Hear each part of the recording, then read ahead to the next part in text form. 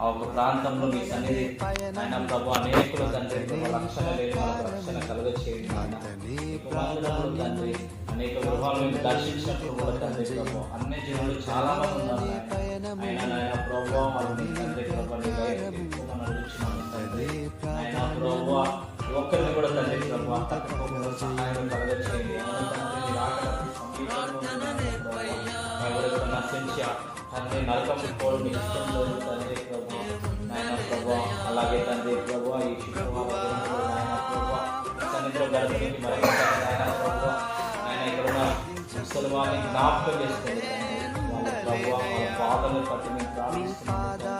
ఎవరికి ఏ రోగం ఉందో నాయన ప్రభు, ఏ బాధలు, ఏ నిందలు, ఏ అవమానాలతో అయ్యా ఎవరు లేరు తండ్రి ప్రభు. వాళ్ళు లేక తండ్రి సన్నిధానంలో దర్శించండి. మీరే దిక్కుగా